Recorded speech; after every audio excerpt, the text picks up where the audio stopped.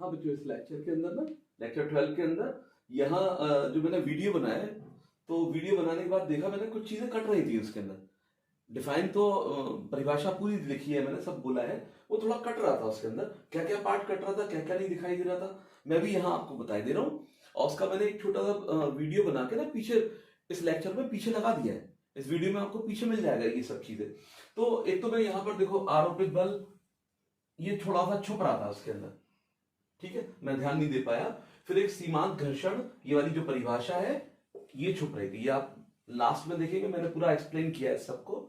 और एक परिभाषा ये, ठीक है, ये घर्षण गुणांक है, गतिज घर्षण गुणांक, इसकी परिभाषा म्यू के, एक परिभाषा ये, और एक म्यू एस स्थैतिक घर्षण गुणांक। ये डेफिनेशन आपको आगे जाके मिल जाएगी, ठीक है। चलिए बच्चों, खैरियत से है सब, मिजाज बढ़िया। चलिए बच्चों, आज यानी भौतिक विज्ञान 11th गति के नियम, घर्षण चल रहा है हमारा, यानी पार्ट 5 लेक्चर 12 होगा, ठीक है। घर्षण के बारे में और बात करते हैं बेटा। जैसे मैंने आपको पिछले लेक्चर में, लेक्चर 11 के अंदर घर्षण स्टार्ट किया है ना, यानी घर्षण जब दो वस्तुएं संपर्क में रखी है, एक वस्तु दूसरे के सापेक्ष गति कर रही है या गति करने की प्रवृत्ति रखती है, तो उसमें एक विरोधी बल पैदा हो जाता है, यानी जो विरोध करता है सापेक्षिक गति का, उस बल को हम क्या बोलते हैं, घर्षण या घर्षण बल बोलते हैं, ठीक है। तो जैसे एक चीज और मैंने आपको बताई, काफी डिस्कशन किया उसके बारे में, घर्षण का कारण क्या होता है, घर्षण के प्रकार क्या होते हैं। जैसे मैंने एक बात की, घर्षण के प्रकार में स्थैतिक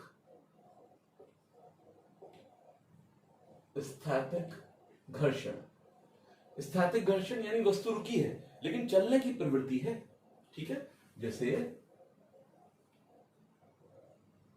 ये बेटा यहां पे वस्तु है, धरातल पर रखी है या किसी पृष्ठ पर रखी है, खुरदरे पृष्ठ पर, इसको मैं इस तरफ चलाता हूं, इधर गति देता हूं, चलाता हूं, बाह्य बल लगाता हूं, तो इसका विरोध करने के लिए इसके विपरीत दिशा में घर्षण बल पैदा हो जाएगा, ये घर्षण बल Fs है।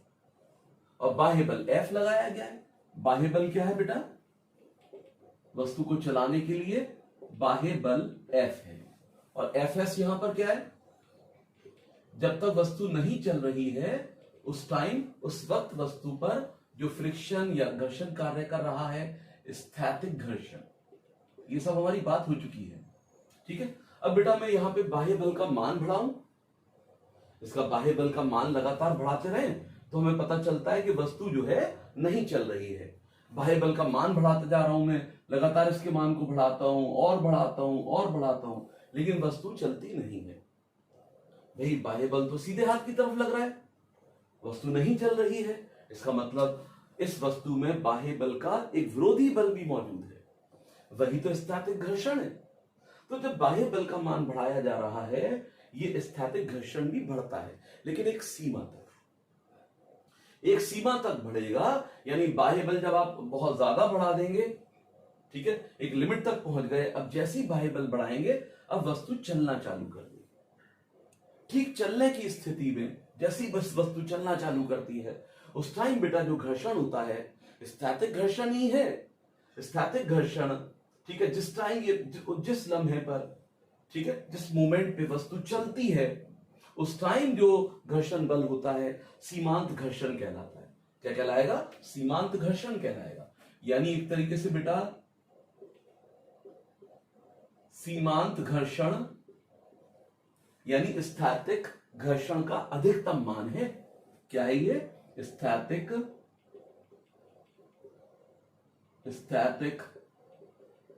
घर्षण का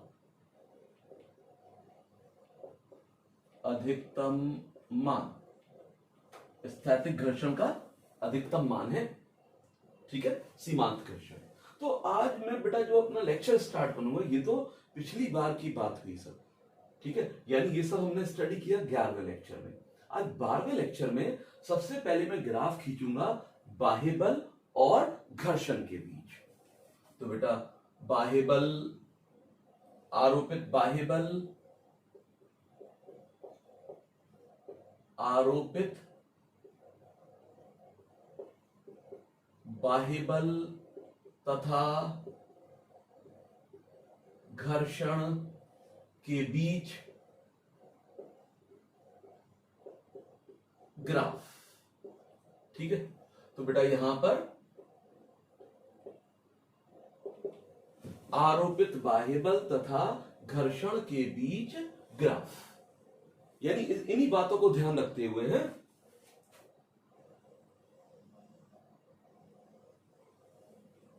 बेटा यहां पे तो लूंगा मैं आरोपित बल,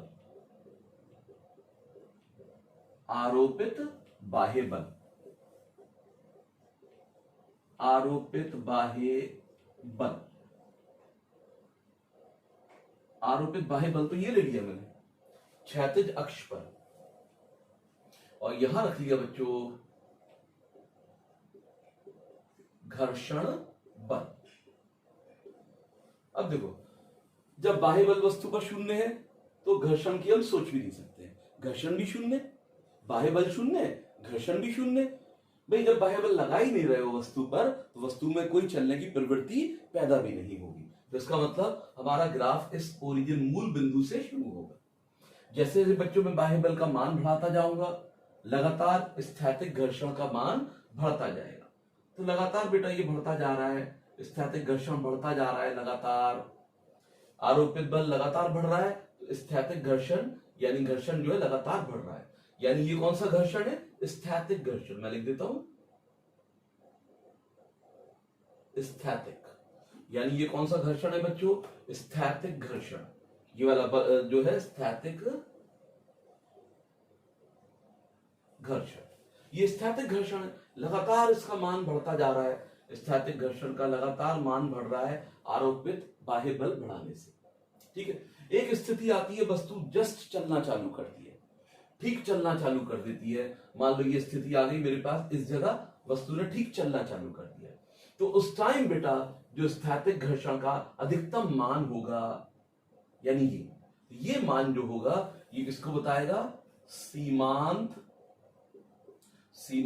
घर्षण, ये सीमांत घर्षण को बताएगा। यानी ये ऊंचाई जो होगी, यानी ओरिजिन से अगर मैं ये बिंदु ए मान लूं और ये ए डैश मान लूं, तो ओ से ए डैश तक, ओ से ए डैश तक बेटा क्या पता चलेगा? ओ से ए डैश तक का मान ये सीमांत घर्षण होगा, सीमांत घर्षण, ये सीमांत घर्षण हो गया।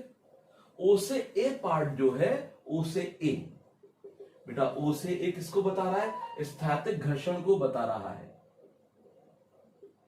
स्थैतिक घर्षण, ये स्थैतिक घर्षण को बता रहा है। ठीक है, अब देखो जैसे जब हम वस्तु जब चलना चालू कर देती है, ठीक है, उसके बाद बेटा जब चलना चालू कर देगी, सीमांत घर्षण भी पार हो गया, वस्तु चलना चालू कर दी, तो अब वस्तु को एक समान वेग से चलाने के लिए हमें कम बल आरोपित करना पड़ेगा।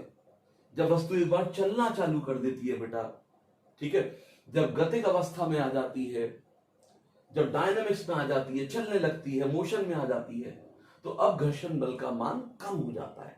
चलती वस्तु पर जो घर्षण लगता है उसको हम गतिक या गतिज घर्षण कहते हैं। तो अब इस पर क्या लगेगा? गतिज घर्षण लगेगा। अब वस्तु ने चलना चालू कर दिया सीमांत घर्षण के बाद, और गतिज घर्षण का मान क्या होता है? कम होता है। गतिज घर्षण का मान क्या है? सीमांत घर्षण से कम है। तो बेटा ये जो है यहां से, यानी अगर मैं इसको पीछे की तरफ ऐसे बढ़ा दूं, ये बिंदु अगर मैं ये बी पर मार्क कर दूं कि भाई बी बिंदु, बी के तो ये मैं मार्क कर दूं बी डैश, तो बेटा यहां से ओ से बी डैश, ओ से बी डैश, यानी ओ से बी डैश, ये किसको बताएगा? गतिज घर्षण को बताएगा, गतिज घर्षण, ये गतिज घर्षण को बताएगा। ठीक है, चाहूं तो बेटा मैं यहां पे भी बता सकता हूं कि भाई ये जो मान होगा किसका होगा? गतिज घर्षण का मान होगा, ये गतिज घर्षण का मान हो गया। ठीक है, अगर ये वाला मान मैं लिख दूं, हालांकि जरूरत नहीं है, मैं फिर भी लिख देता हूं, ये मान जो होगा यानी उच्चतम बिंदु ए का, ये क्या होगा? सीमांत घर्षण, सीमांत घर्षण। तो बेटा ये ग्राफ बहुत इंपॉर्टेंट होता है, 3 नंबर में जनरली स्कूल में पूछ लेते हैं। जब जैसे पहले बोर्ड भी होता था, जब 11th में बोर्ड का जब आता था सिलेबस, तो बहुत बार पूछा गया 3 नंबर के अंदर। ठीक है, तो 3 नंबर में हमें ग्राफ बनाना होता है, आरोपित बाह्य बल और घर्षण बल, और कुछ चीजें इसके अंदर मार्क करनी होती है। ठीक है, जैसे यहाँ सीमांत घर्षण बताओ, दिखाओ, इसके अंदर गतिज घर्षण दिखाओ, स्टैटिक घर्षण दिखाओ। तो इस तरीके से बेटा हम बात करते हैं। ठीक है, अब आगे बात करेंगे कि भाई जो सीमांत घर्षण है, सीमांत घर्षण के नियम क्या है। सीमांत घर्षण के नियम,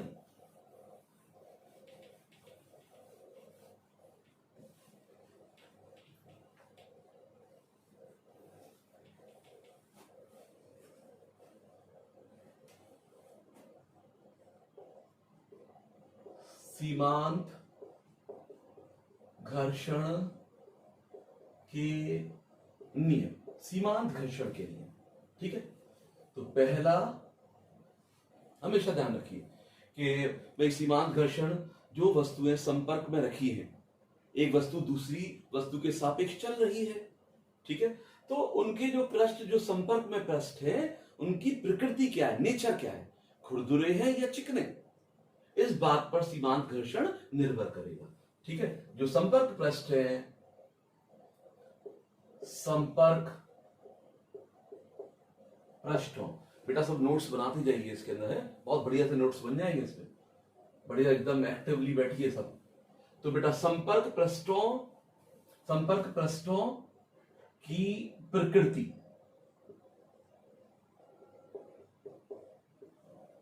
तो सीमांत घर्षण के नियम यानी संपर्क पृष्ठों की प्रकृति पर, ठीक है, सीमांत घर्षण निर्भर करता है। तो बेटा संपर्क पृष्ठों की प्रकृति पर सीमांत घर्षण निर्भर करता है। ठीक है, दूसरा बेटा जो सीमांत घर्षण होता है, जैसे एक वस्तु, ये वस्तु ए है, ये सीधे हाथ की तरफ चल रही है। ठीक है, घर्षण बल जो लगेगा वो ये लगेगा, मैंने थोड़ा ऊपर करके बना दिया है। ठीक है, तो लगता कहां पर है बेटा, ये जो वस्तु है, अगर मैं ऐसे बना दूं इनको, थोड़ा ऊपर उठा के लगी हुई है ये इसके साथ, लेकिन घर्षण यानी दोनों ए और बी वस्तुएं संपर्क में है, लेकिन मैं दिशा बनाने के लिए थोड़ा उचका के बना देता हूं। ठीक है, तो बेटा यहां पे जो ए पर घर्षण बल लगेगा, ए पर जो घर्षण बल लगेगा वो कहां पर, ए के विपरीत, ए के सापेक्षिक गति के विपरीत, और बी पर कहां लगेगा, ए के सापेक्ष बी कहां जा रहा है, बी उल्टे हाथ की तरफ जा रहा होगा, तो बेटा बी पर सीधे हाथ की तरफ ये घर्षण बल कार्य करेगा। तो ये जो घर्षण बल होते हैं, ये किस पर लग रहा है, ये ए पर लग रहा है, ये ए पर लग रहा है, और ये किस पर लग रहा है, ये बी पर लग रहा है, ये बी पर लग रहा है बेटा घर्षण बल, सीधे हाथ की ओर, और उल्टे हाथ की ओर ए पर लग रहा है। ठीक है, तो बेटा ये जो घर्षण बल है, ये संपर्क पृष्ठों के समानांतर है। ठीक है, तो जो घर्षण होता है, यह है घर्षण, यह है संपर्क पृष्ठों के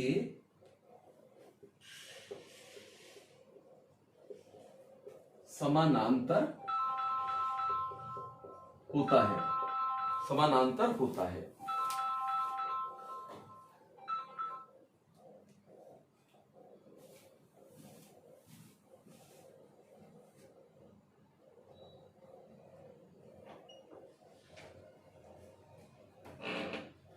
तो ये संपर्क पृष्ठों के समानांतर होता है, या स्पर्श रेखीय होता है, या क्या बोल देंगे, स्पर्श रेखीय या स्पर्श रेखीय होता है। ठीक है, तीसरा बेटा जो संपर्क पृष्ठ होते हैं, उनके क्षेत्रफल पर सीमांत घर्षण निर्भर नहीं करता है, यानी यह है संपर्क पृष्ठों के क्षेत्रफल पर निर्भर नहीं करता है। ये संपर्क पृष्ठों के क्षेत्रफल पर निर्भर नहीं करेगा, निर्भर नहीं करता है। इसीलिए तो बेटा जो साइकिल होती है, साइकिल के ब्रेक आपने देखे ही है, छोटे छोटे ब्रेक पैड्स होते हैं उसके अंदर, रबर की जो साइकिल के अंदर पहियों में लगे रहते हैं, ठीक है, रबर के इतने बड़े पीसेस जो होते हैं। अगर ये क्षेत्रफल पर निर्भर करता फिर तो हम बड़े बड़े क्षेत्रफल ले लेते, बड़े बड़े टुकड़े ले लेते रबर के। छोटा टुकड़े से भी काम चल जाएगा, है ना, क्योंकि क्षेत्रफल पर निर्भर नहीं करता है, इसलिए छोटे टुकड़ों से ब्रेक का काम चल जाता है साइकिल के अंदर। अब चौथी बड़ी इंपॉर्टेंट बात है कि भाई अब इसका मैथमेटिकल सूत्र हमें मिलने वाला है। बेटा एक वस्तु जो है सीधे हाथ की ओर चल रही है, ठीक है, इसका द्रव्यमान m है, तो इसका भार बच्चों कहां लगेगा, भार mg नीचे की ओर लगेगा, और इस पर जो प्रतिक्रिया होगी, अविलंब प्रतिक्रिया r ये होगी, ठीक है। अब बेटा सीमांत घर्षण की स्थिति है, वस्तु जस्ट चलना चालू हुई है, तो ये फोर्स Fs ये होगी, यानी Fs का अधिकतम मान सीमांत घर्षण है, ठीक है, लेकिन मैं इसे Fs लिख रहा हूं। अब इस स्थिति में वस्तु चलना चालू हो जाती है, तो बेटा जो सीमांत घर्षण होता है, सीमांत घर्षण, ये जो वस्तु पर अविलंब प्रतिक्रिया है उसके समानुपाती होता है। अविलंब प्रतिक्रिया किस पर, वस्तु पर, जो अविलंब प्रतिक्रिया है वस्तु पर उसके समानुपाती होगा। बेटा अब यहां पे सीमांत घर्षण को मैं लिख देता हूं Fs, तो किसके समानुपाती है, R के समानुपाती है। जब भी समानुपात का चिन्ह हटाया जाएगा तो एक यहां पे नियतांक लगाया जाएगा, ये नियतांक म्यू एस, क्या है ये, म्यू, ये म्यू कहलाता है, म्यू पढ़ते हैं इसको, म्यू एस, इसको बोलते क्या है बेटा, स्थैतिक घर्षण गुणांक, क्या बोलेंगे इसको, स्थैतिक घर्षण गुणांक, ठीक है। तो इतने बेटा 4 नियम हमें सीमांत घर्षण में याद रखने होंगे ना। अब यही मैं इसकी परिभाषा बना देता हूं कि भाई जो स्थैतिक घर्षण गुणांक है इसकी परिभाषा क्या बनेगी, तो पहले इसका सूत्र बना दो, तो mu S is equal to F S बटे आर, म्यू एस बराबर एफ एस बटे आर, ये हो गया, ठीक है। एफ एस यहां पर क्या है, सीमांत घर्षण, आर क्या है, विलंब प्रतिक्रिया, इनका अनुपात क्या कहलाता है, सीमांत घर्षण गुणांक कहलाएगा। तो सीमांत घर्षण गुणांक क्या है बेटा, सीमांत घर्षण बल, सीमांत घर्षण बल तथा सीमांत घर्षण बल तथा वस्तु पर अविलंब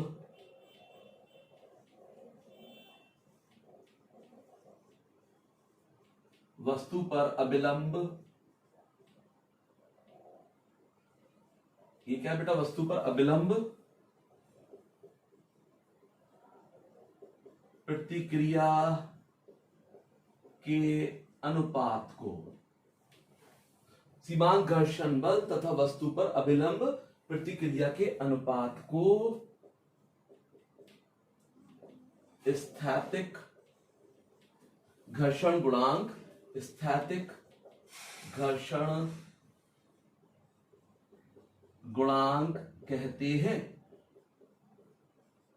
स्थैतिक घर्षण गुणांक हो गए, ठीक है। इसका बेटा जरा मात्रक देखो, मात्रक होगा कि नहीं भाई, एफ एस बल है एक, प्रतिक्रिया ये भी बल है, तो बल बटे बल, इसका कोई यूनिट नहीं होता है, कोई इकाई नहीं होगी, कोई इकाई नहीं है, यूनिट नहीं है, ये यूनिटलेस है, विमाहीन है, ठीक है, इकाई नहीं है इसकी, इसको हम डायरेक्ट इसकी वैल्यू रखते हैं, ठीक है। तो इस तरीके से बेटा यहां पे हम सीमांत घर्षण के नियम को बता सकते हैं। अब यही हम बात कर ले, जो गतिज घर्षण है उसके नियम क्या है, उसके नियम भी बस यही है थोड़े बहुत, यानी अगर मैं गतिज घर्षण के नियम लिखूं तो पहले मुझे ये लिखना पड़ेगा, कुछ बातें मैं इसी तरीके से लिखूंगा तीन बातें तो मेरी यही होंगी, बस नाम चेंज कर दूंगा मैं, ठीक है। अब गतिज घर्षण के नियम, गतिज घर्षण कौन सा, गतिज घर्षण के नियम, गतिज कौन सा बेटा, जब वस्तु चलने लगती है उस टाइम जो घर्षण बल वस्तु पर कार्य करता है उसको हम क्या बोलते हैं, गतिज घर्षण।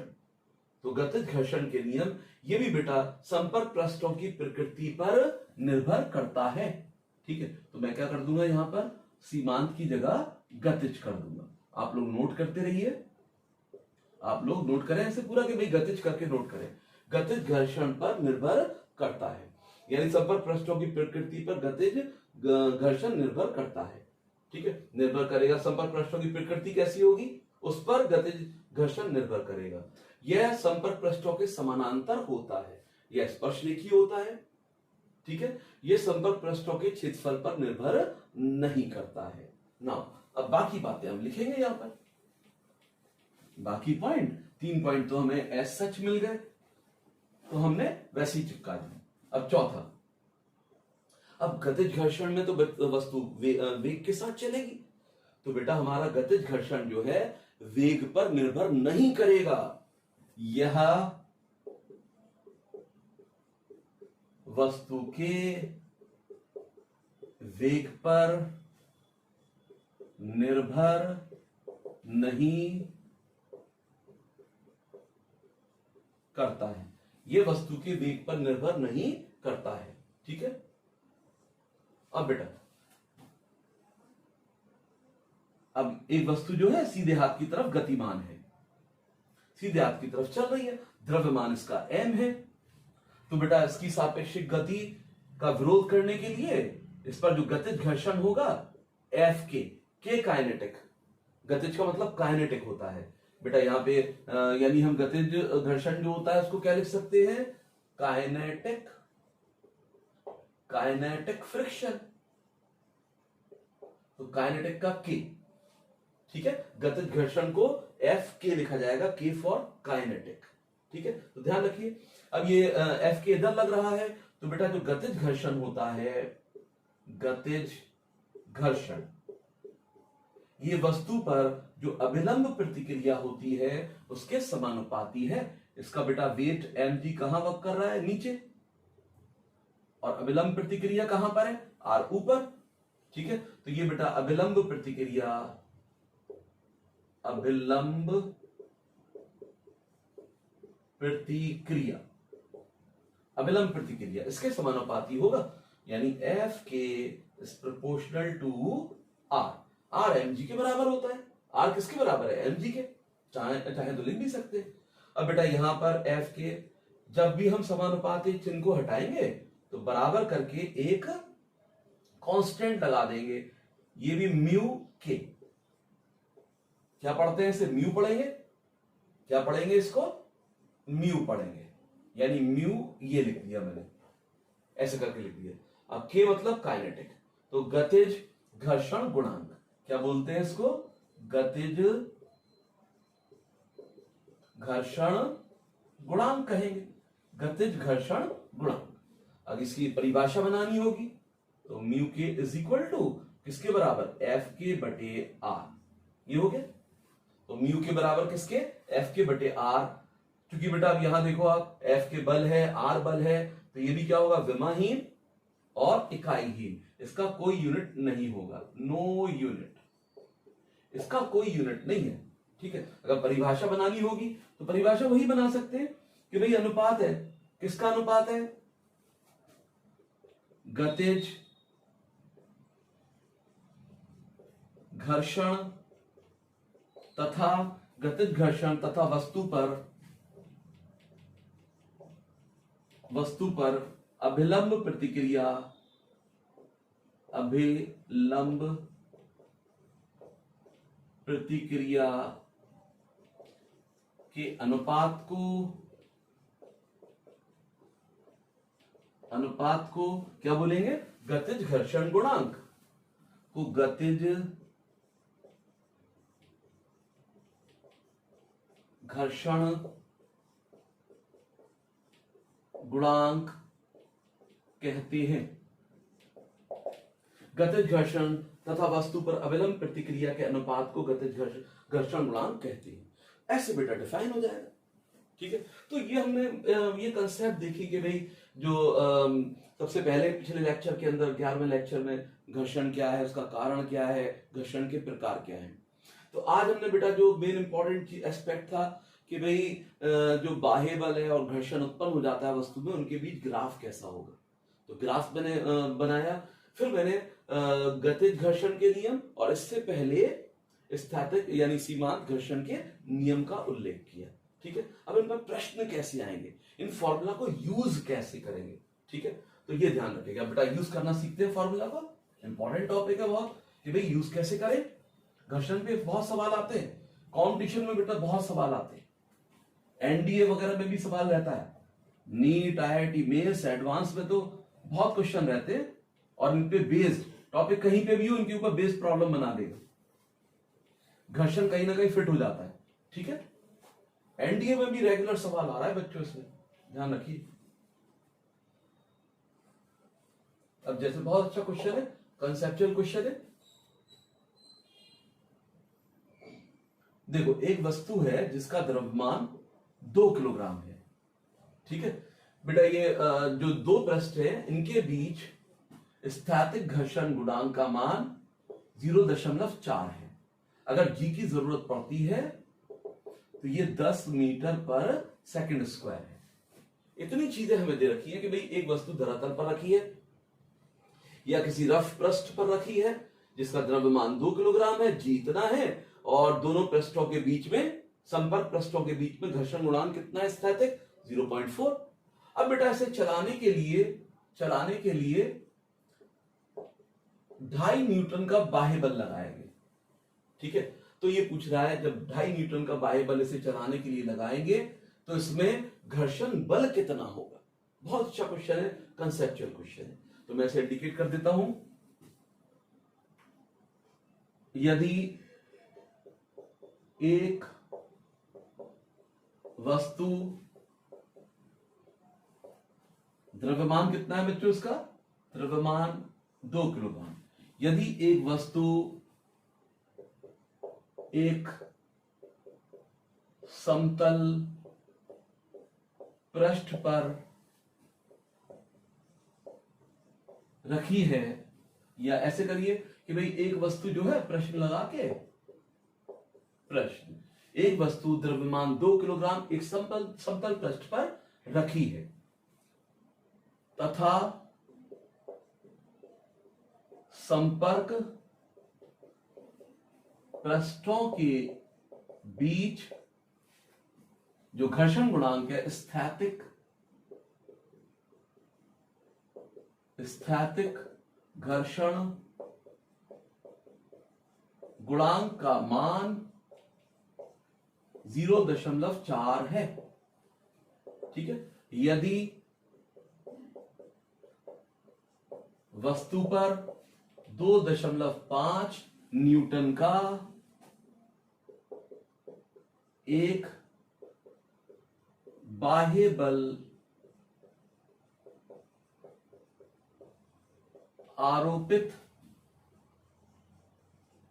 किया जाता है तो वस्तु पर कितना घर्षण बल कार्य करेगा, यानी वस्तु पर कितना घर्षण बल कार्य करेगा। पॉज करके निकाल सकते हैं। मैं इसको थोड़ा इंक डाल दूं।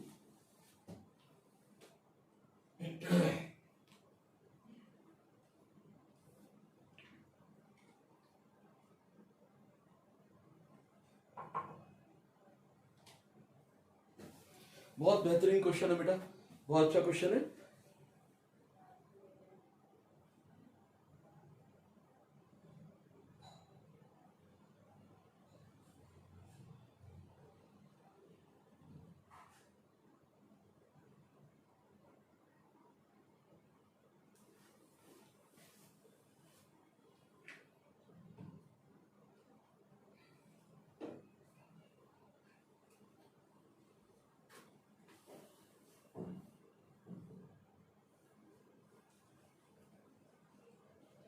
चलिए बेटा आप देखते हैं। अब देखो सबसे पहले 2.5 न्यूटन का बल इस पर चलाने के लिए लगाया गया। तो सबसे पहली बात ये, चलेगा कि नहीं चलेगा। अब ये कैसे डिसाइड होगा? अब पहले हम ये डिसाइड करें कि भाई इसे चलाने के लिए अधिकतम कितना बल लगाना पड़ेगा। तो बेटा इसके लिए मुझे निकालना पड़ेगा सीमांत घर्षण बल। तो सीमांत घर्षण बल निकालता हूं मैं, सीमांत घर्षण बल। ये सीमांत घर्षण बल निकालते हैं। जो सीमांत घर्षण बल आ गया, मान लो सीमांत घर्षण बल Fs किसके बराबर, म्यू एस इंटू आर। बेटा आर किसके बराबर होता है, आर एम जी होता है, म्यू एस एम इंटू जी। अब म्यू एस इसका मान रख दिया मैंने 0.4 गुणा द्रव्यमान, द्रव्यमान 2 है, और जी का मान 10 हमें दे रखा है। तो ये हो गया 8 न्यूटन। इसका मतलब ये हो गया, कि भाई जो सीमांत घर्षण बल है वो 8 न्यूटन है। यानी 8 न्यूटन का बल इस पर कार्य करेगा। ठीक है, तभी ये हिलेगा, तभी चलना चालू करेगा। 8 न्यूटन का बल लगाने, यानी अधिकतम, यानी 8 न्यूटन का बल, 8 न्यूटन से कम बल लगाएंगे तो ये नहीं चलेगा। अगर मैं इसे 2.5 न्यूटन का बल, जैसे कि क्वेश्चन में दिया गया है, आरोपित करता हूं तो ये नहीं चलेगा। इसे चलाने के लिए 8 न्यूटन या 8 न्यूटन से ज्यादा बल की आवश्यकता होगी। तो बेटा जब 2.5 न्यूटन बल कार्य करेगा तो इसको संतुलित कौन करेगा, इसको स्थैतिक घर्षण संतुलित करेगा। स्थैतिक घर्षण का मान अब किसके बराबर हो जाएगा, 2.5 न्यूटन के। तो अतः जो Fs होगा, यानी कि जहां जो ये तो सीमांत घर्षण बल हो गया, जो हमें बल चाहिए, जो घर्षण बल वस्तु पर कार्य कर रहा होगा, वो किसके बराबर होगा, आरोपित बल के। आरोपित बल, जब तक बेटा आरोपित बल 8 नहीं हो जाएगा तब तक घर्षण जो होगा वस्तु में आरोपित बल के बराबर रहेगा। आरोपित बल कितना है, 2.5 न्यूटन का। ठीक है, तो आज ऐसा करते हैं बच्चों, आज इतना ही रखते हैं यहां पर। तो अगले उस टॉपिक में, अगले लेक्चर में हम और भी डिस्कस करेंगे, बहुत अच्छे अच्छे क्वेश्चन लेकर आएंगे। ठीक है, चलिए बेटा इतना ही रखते हैं। हाँ बच्चों, जो हमारा लेक्चर 12 है, ठीक है, मैं इसे दोबारा कंटिन्यू कर रहा हूँ। वो मैंने अभी वीडियो देखी मैंने, तो उसमें ना नीचे की कुछ जगह पर कट रहा है। तो थोड़ी सी जगह पर है, जैसे स्थैतिक घर्षण गुणांक है, उसकी डेफिनेशन थोड़ी सी कट रही है। ऐसे ही गतिज घर्षण गुणांक, उसकी डेफिनेशन थोड़ी सी कट रही है। एक जगह ग्राफ का क्षैतिज अक्ष थोड़ा सा कट रहा है। आरोपित बाह्य बल, आरोपित तो दिख रहा है, बाह्य बल नहीं है, वो चीजें मैं करेक्ट कर देता हूं, है। तो उसी के अंदर मिला के देखिए उस चीज को, है। जैसे ये ग्राफ था, ये छोटा बनाया दे रहा हूं ग्राफ में, ये बाह्य आरोपित बल या आरोपित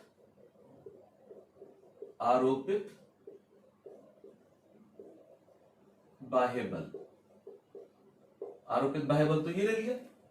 ठीक है, और यहां पर घर्षण बल। तो बाकी सब चीजें आपके पास वो बिल्कुल ग्राफ से आप देख लीजिए उसमें। तो बस ये बाह्य यानी आरोपित बाह्य बल ये थोड़ा छुप रहा था, तो ये उसमें चाहे तो स्क्रीनशॉट करके बना लीजिए नोट्स में। ठीक है, बाकी सब चीजें पूरी मिल रही है उसके अंदर। अब एक दूसरी चीज थी कि भाई मैंने लिखा सीमांत घर्षण के नियम। जब मैं चौथा नियम लिख रहा था तो चौथे नियम को मैंने कैसे लिखा, जो सीमांत घर्षण है, सीमांत घर्षण, ये सब हम लिख चुके हैं, अविलंब प्रतिक्रिया के समानुपाती है। जब बेटा समानुपात का चिन्ह हटाएंगे, बराबर का निशान लगेगा और एक कांस्टेंट लगेगा म्यू एस। ये क्या है, ये हमने लिखा सीमांत घर्षण गुणांक। इसको क्या बोला, सीमांत घर्षण गुणांक। तो बस इसकी डेफिनेशन जो थोड़ी कट गई थी उसके अंदर, देख नहीं पाया मैं उसे, तो उसी को मैं यहां पर इंडिकेट कर दे रहा हूं। तो बेटा यहां पे म्यू एस मेरे पास हो गया Fs बटे आर। म्यू एस को क्या बोल रहे हैं हम, सीमांत घर्षण गुणांक। एफ एस यहां पर क्या है कि भाई सीमांत घर्षण बल है। क्या है ये? सीमांत घर्षण बल। सीमांत घर्षण बल कौन सा है? स्थैतिक घर्षण बल का अधिकतम मान। जब वस्तु जस्ट ठीक चलना चालू कर देती है, जैसी वस्तु चलना चालू करती है उस टाइम जो घर्षण बल होता है वो स्थैतिक घर्षण का अधिकतम मान होता है, उसी को हम सीमांत घर्षण कहते हैं। ठीक है, तो बेटा यहाँ पे जो सीमांत घर्षण गुणांक है या स्थैतिक घर्षण गुणांक, या इसको मैं ये भी लिख सकता हूं स्थैतिक घर्षण गुणांक। ठीक है, या सीमांत भी लिख सकते हैं। स्थैतिक घर्षण गुणांक के संबंध में इसको मैं परिभाषित कर देता हूं। तो बेटा जो एफ एस यानी सीमांत घर्षण बल तथा वस्तु पर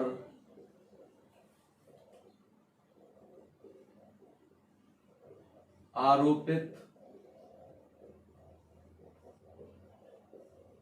अभिलंब प्रतिक्रिया के अनुपात को एफ एस सीमांत घर्षण बल तथा आर वस्तु की अभिलंब प्रतिक्रिया के अनुपात को सीमांत घर्षण गुणांक कहते हैं। सीमांत घर्षण गुणांक कहते हैं। तो बच्चों ऐसे करके हम लिख देते हैं, और ध्यान रखिए भाई ये भी बल है, ये भी बल है, तो इसका कोई यूनिट नहीं होगा, कोई यूनिट नहीं है, नो यूनिट, कोई इकाई नहीं है बच्चों इसकी। इकाई मात्रक यानी मात्रक नहीं है, मात्रक इकाई नहीं है इनकी। ठीक है, नो यूनिट यानी मात्रक नहीं है इसके अंदर, ये ध्यान रखेंगे। ठीक है, यानी इकाई मात्रक ही लिख दीजिए वो ज्यादा ठीक है। नो यूनिट या मात्रक नहीं होता है, इसका यूनिट भी नहीं है या मात्रक नहीं। ऐसी बेटा एक मैंने लिखा जब हमने किया गतिज घर्षण गुणांक, गतिज घर्षण गुणांक, तो वहां पर जो पांचवा बिंदु लिया मैंने उसके अंदर भी यही था, जो गतिज घर्षण बल है ये भी अभिलंब प्रतिक्रिया के समानुपाती होता है। बेटा बराबर का चिन्ह लगा के एक कांस्टेंट नियतांक म्यू के लगा दिया गया। म्यू के जो है इसको हम क्या बोलते हैं? गतिज घर्षण गुणांक। ये गतिज घर्षण गुणांक हो गया। ठीक है, अब अगर मुझे इसकी परिभाषा बनानी है तो इसकी परिभाषा बना सकते हैं। एक बार मैं देख लूंगा ये इस बार तो आ रहा है कि नहीं आ रहा है। हाँ ठीक आ रहा है, बढ़िया एकदम। तो बेटा अब यहां पे म्यू के मेरे पास हो गया।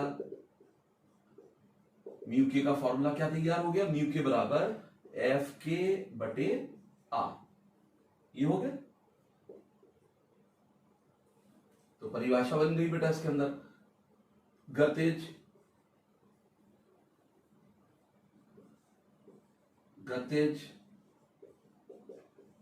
घर्षण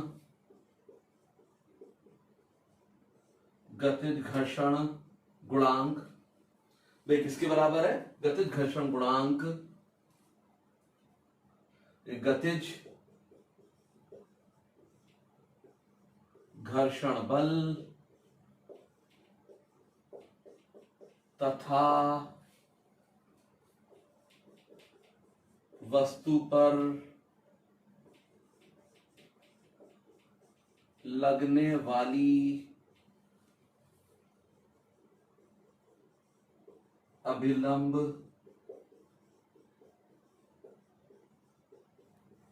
प्रतिक्रिया का गतिज घर्षण गुणांक, गतिज घर्षण बल तथा वस्तु पर लगने वाली अभिलंब प्रतिक्रिया का अनुपात है, अनुपात होता है। एक बार चेक कर ले फिर से। हाँ ठीक है बेटा, तो ऐसे हम इसको इंडिकेट कर सकते हैं, ऐसे बता सकते हैं। तो ये चीजें हैं है ना, ये उसी लेक्चर के साथ जोड़ दीजिए। चलिए, थैंक यू।